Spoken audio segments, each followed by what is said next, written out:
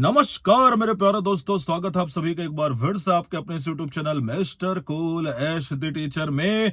दोस्तों, थंबनेल देख करके तो आप समझ ही गए होंगे कि आज की हमारी चर्चा किस बारे में होने वाली है।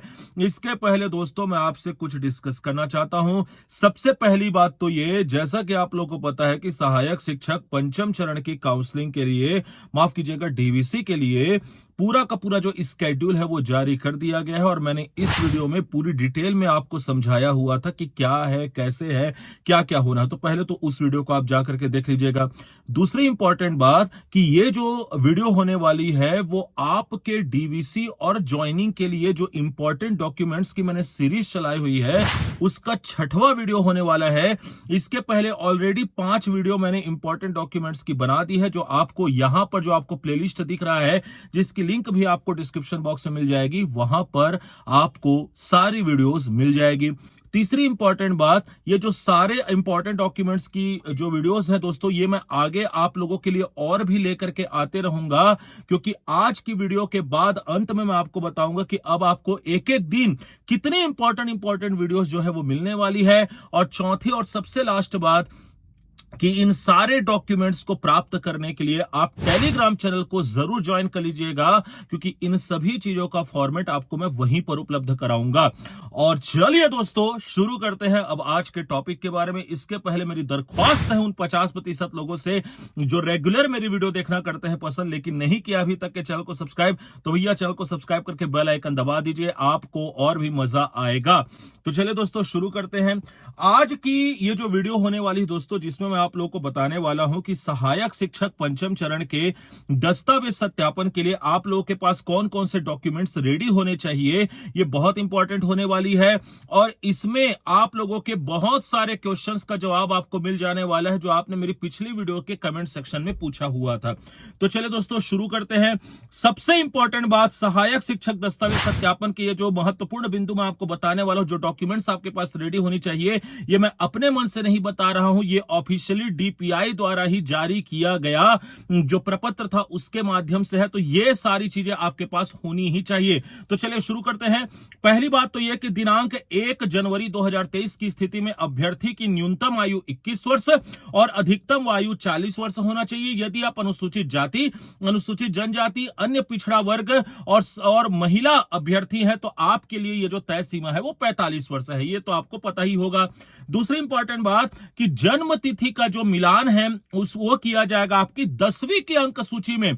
इसीलिए बहुत सारे लोग मुझसे ये प्रश्न पूछते हैं कि सर 10वीं की अंक सूची और 12वीं की अंक सूची में गड़बड़ी है तो चल जाएगा क्या? तो नहीं चलेगा दोस्तों, आपको एक एफिडेविट बनवा लेना है। जैसे इंस्टाग्राम में इन भाई साहब ने भी मुझसे एक प्रश्न किया था कि सर 10वीं 12वीं के हिसाब से नाम और चीजों को मिलाया जाएगा या फिर आधार कार्ड? तो भैया आधार कार्ड के हिसाब से कुछ नहीं होना है, सारी की सारी चीजें आपकी 10वीं 12वीं के हिसाब से ही होने वाली है।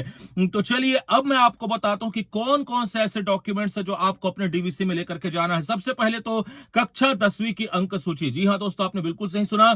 दूसरा, कक्षा 12वीं की अंक सूची, न्यूनतम 45% अंकों के 12वीं का जो आपका अंक सूची होगा उसमें न्यूनतम आपके 45% अंक जो है वो होने चाहिए। तीसरी इंपॉर्टेंट बात, डीएड और डीएलएड उत्तीर्णता का प्रमाण पत्र। जी हां दोस्तों आपने बिल्कुल सही सुना, चूंकि आप लोग को पता है कि डीएड अभ्यर्थियों के लिए ही एक काउंसलिंग होने वाली है, इसलिए डीएड और डीएलएड उत्तीर्णता का प्रमाण पत्र आप लोग के पास अवश्य होना चाहिए। अभ्यर्थी को प्राथमिक स्तर की टेट परीक्षा उत्तीर्ण होनी चाहिए, चाहे वो सी टेट हो चाहे वो आपका स्टेट टेट हो, इसका भी सर्टिफिकेट ओरिजिनल आप लोग के पास होना चाहिए। छत्तीसगढ़ का मूल निवासी प्रमाण पत्र, जी हां दोस्तों ये भी आपको लेकर के जाना है, छत्तीसगढ़ का मूल निवासी प्रमाण पत्र, स्थायी निवास प्रमाण पत्र। फिर अनुविभागीय अधिकारी द्वारा जारी स्थायी जाति प्रमाण पत्र। जी हां दोस्तों यहां पर आपने बिल्कुल सही सुना, आपका अगर स्थायी जाति प्रमाण पत्र अनुविभागीय अधिकारी द्वारा जारी नहीं है तो मान्य नहीं होगा। अनुविभागीय अधिकारी राजस्व द्वारा जारी किया गया स्थायी जाति प्रमाण पत्र ही लागू होगा। और मेडिकल बोर्ड द्वारा जारी दिव्यांगता प्रमाण पत्र, यदि ये आपके ऊपर लागू हो रहा है तो, अर्थात यदि आप दिव्यांग अभ्यर्थी हैं तो मेडिकल बोर्ड द्वारा जारी दिव्यांगता प्रमाण पत्र आप लोग के पास होनी चाहिए। तो ये सारे डॉक्यूमेंट्स आपके पास डीवीसी में उपलब्ध होने चाहिए, मतलब होने ही चाहिए। पहली बात तो ये। अब इन सारे चीजों की आपको कम से कम 2-2 फोटोकॉपी रख लेनी है दोस्तों। आपके ओरिजिनल सर्टिफिकेट से आपके डीवीसी अधिकारी जो रहेंगे वो इसका क्या करेंगे, मिलान करेंगे, जो आप लोग के केस में डीईओ में होने वाला है। चलिए अब आगे की बात कर लेते हैं। यहां पर अब कुछ रूल्स सुन लीजिए आप।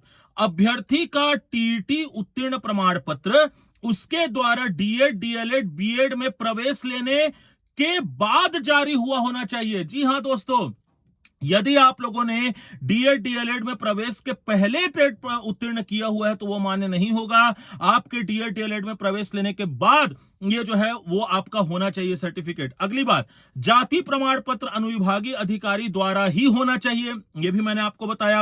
अब एक और इंपॉर्टेंट बात सुनिए।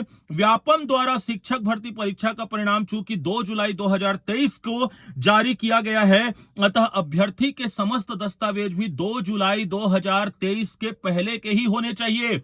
ये बात भी आप बहुत अच्छे तरीके से ध्यान में देंगे दोस्तों।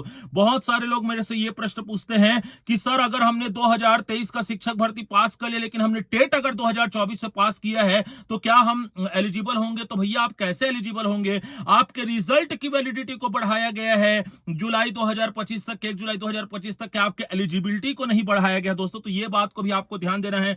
इसके अलावा अन्य पिछड़ा वर्ग श्रेणी के अभ्यर्थी आय प्रमाण पत्र भी संलग्न करेंगे। ध्यान रखेंगे, आय प्रमाण पत्र 6 महीने से ज्यादा पुराना नहीं होना चाहिए दोस्तों। इसके अलावा पूर्व से शासकीय सेवारत कर्मचारी नियोक्ता विभाग का एनओसी अर्थात अनापत्ति प्रमाण पत्र भी आपको संलग्न करना पड़ेगा, नो ऑब्जेक्शन सर्टिफिकेट। इसके अलावा एट लास्ट, यदि आप भूतपूर्व सैनिक है तो अपने सेवानिवृत्ति का प्रमाण पत्र भी आपको प्रस्तुत करना पड़ेगा।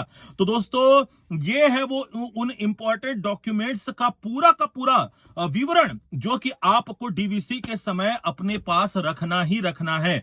तो आई होप दोस्तों आप लोगों को क्लियर हो गया होगा ये बात। बहुत सारे लोग जो कमेंट सेक्शन में पिछली वीडियो में प्रश्न पूछे थे उनको बहुत सारे प्रश्नों का जवाब भी मिल गया होगा। लेकिन अब एक मेरी बात सुन लीजिए, यहां पर 3 इंपॉर्टेंट चीजें मैं आपको और बताना चाहूंगा। चूंकि मैं खुद भी चयनित शिक्षक हूं दोस्तों, तो चयनित शिक्षक से अच्छा आपको कोई नहीं बता सकता। शपथ पत्र, पुलिस अनुप्रमाणन और मेडिकल सर्टिफिकेट, इन तीनों को लेकर के भी आप लोग के मन में बहुत सारी दुविधाएं हैं कि क्या डीवीसी में इनको लेकर के जाना पड़ेगा। हालांकि डीवीसी में इसका उल्लेख नहीं किया गया है दोस्तों, लेकिन यदि संभव हो पाता है तो कम से कम शपथ पत्र और पुलिस अनुप्रमाणन आप अपने पास उपलब्ध करवा ले। दोनों कोई बड़ी चीज नहीं है। शपथ पत्र कैसे बनवाना है, पुलिस अनुप्रमाणन कैसे बनवाना है, मेडिकल बोर्ड सर्टिफिकेट किस जिले में किस दिन में बनता है, किस फॉर्मेट में बनवाना है, ये सारी की सारी चीजें आप लोगों के डीवीसी के शुरू होने के पहले ही इंपॉर्टेंट डॉक्यूमेंट्स की वीडियोस की सीरीज के अंतर्गत मैं आप लोग को बता दूंगा। इसके लिए बस आपको चैनल को सब्सक्राइब करके बेल आइकन दबा देना है। तो दोस्तों सबसे पहले और सबसे तेज आप लोगों का ख्याल रखते हुए मैंने आप लोगों को बताया कि डीवीसी के लिए आपको कौन कौन से महत्वपूर्ण दस्तावेज तैयार कर लेने हैं। दोस्तों जैसा कि मैंने बताया कि मैं घर में हूं और घर में चूंकि अभी ट्राइपॉड वगैरह की सुविधा नहीं थी, इसलिए कार में मेरे को ये वीडियो बनाना पड़ा। गर्मी बहुत है तो आप लोग देख भी रहे होंगे कि बहुत पसीना आ रहा है, लेकिन कोई दिक्कत की बात नहीं दोस्तों, आप लोगों के लिए सारी चीजें मंजूर है। तो आशा करता हूं ये वीडियो आपको पसंद आई होगी। तो उन सारे लोगों को जो कि डीवीसी में जाने वाले हैं या भविष्य में डीवीसी के लिए जाने वाले हैं, उन सभी को ये वीडियो फॉरवर्ड कर दीजिए, इसे लाइक कर दीजिए। मेरे लिए इतना ही काफी होगा दोस्तों। इसके अलावा 7000 सब्सक्राइबर्स के हम बेहद करीब हैं। चुपचाप 7000 सब्सक्राइबर करवाने में मदद करिए भैया अपने mister cool Ash the teacher की। और एक इंपॉर्टेंट बात, अपनी किसी प्रकार की क्वेरीज को मुझसे शांत करने के लिए मुझे इंस्टाग्राम पर जरूर फॉलो करिएगा। जैसा मैंने बोला कि इन सारी इंपॉर्टेंट डॉक्यूमेंट्स की जो प्रपत्र है वो आपको प्राप्त होंगे टेलीग्राम चैनल पर, तो उसे भी जाकर के जरूर ज्वाइन कर लीजिएगा। मैं मिलूंगा आपसे नेक्स्ट वीडियो में, तब तक के लिए आप अपना और अपने से जुड़े लोगों का रखिएगा ख्याल। धन्यवाद।